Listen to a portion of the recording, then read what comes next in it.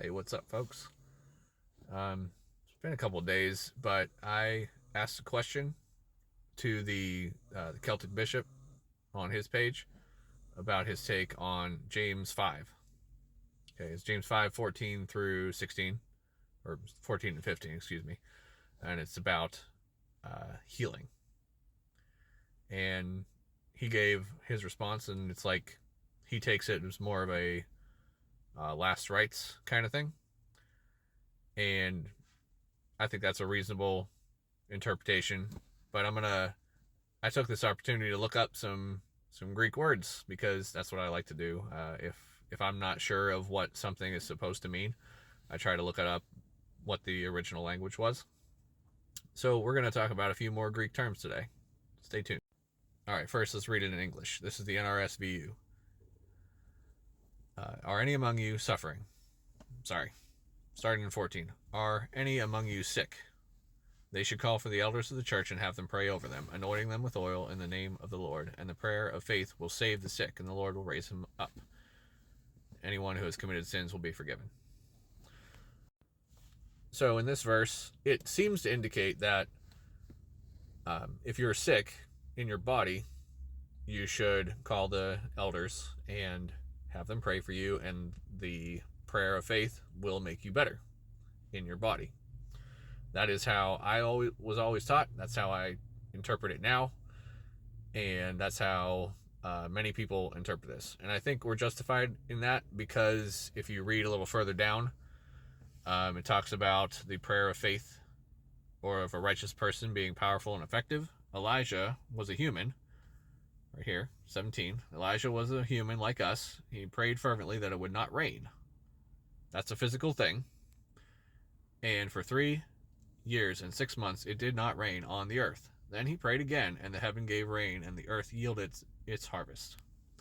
So I think this is describing a physical condition that can be fixed with prayer because of the translation, because sickness is a common thing that humans experience, and also because of the example with Elijah. It says that prayer is effective, and it basically is giving an example of a time where prayer made an effect in the earth, in the physical realm.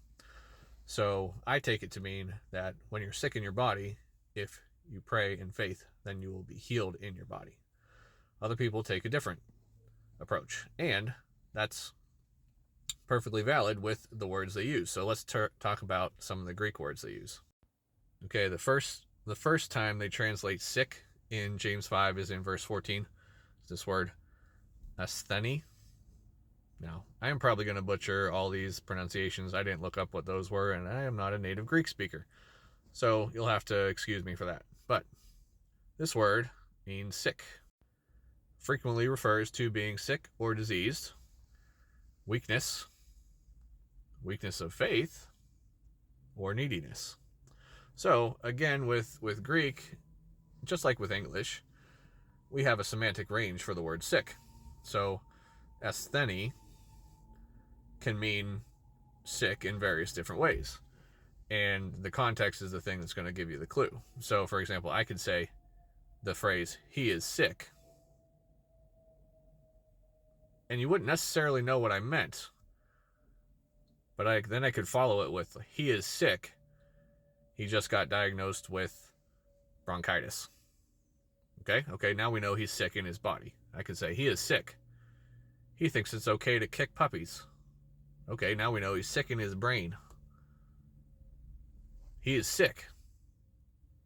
I saw him do a quadruple backflip on a skateboard. Like, wow, he sick move, man. You know, like we have different uses for the same word in different contexts. So it's the same with this. And to Bishop's point, it can be used to signify like a spiritual sickness or weakness. Let's go to the next. So then this is in verse 15.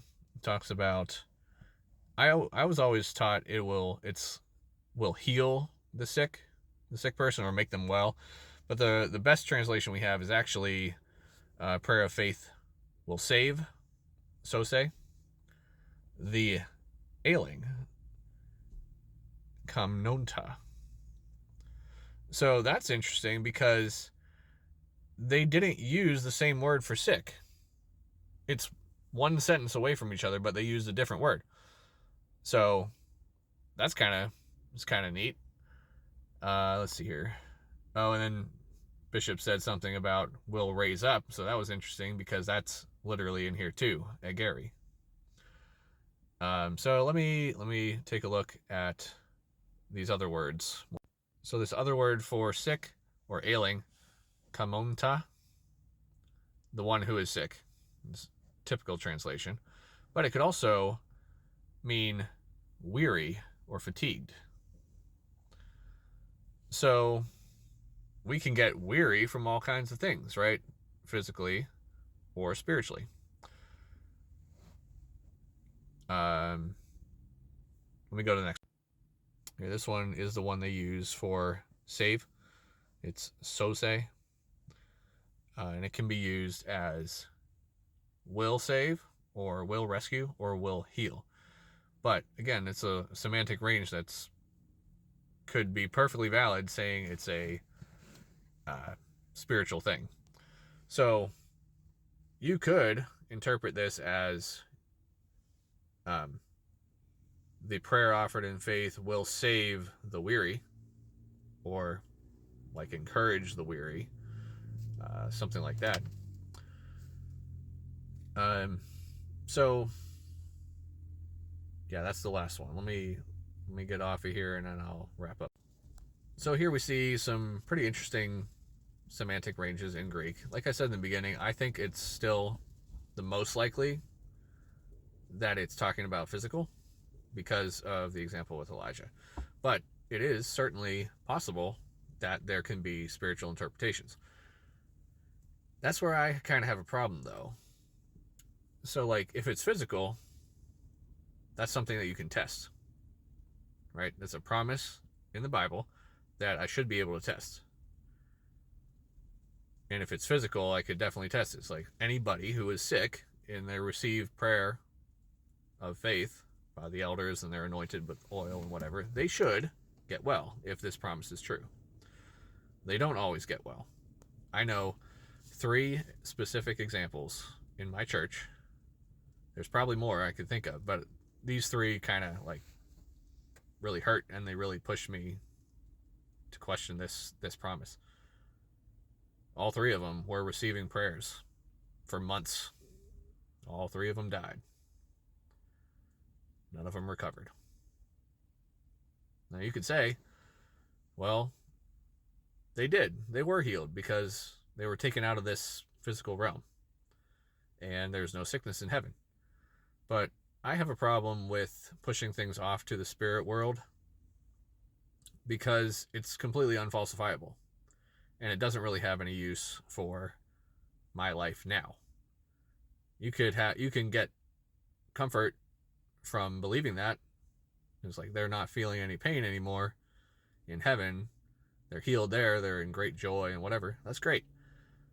It's not useful for me on the physical realm because I can't test that theory. I can test the theory of if a prayer of faith will make somebody well or not in their body. And it doesn't always work. So that's kind of my thoughts. I think it's pretty cool. I'm going to do some more stuff with languages because I find it super interesting. I just was dealing with the Hebrew in Psalms 22. Really interesting stuff there. I'm probably going to do that tomorrow. See you guys next time.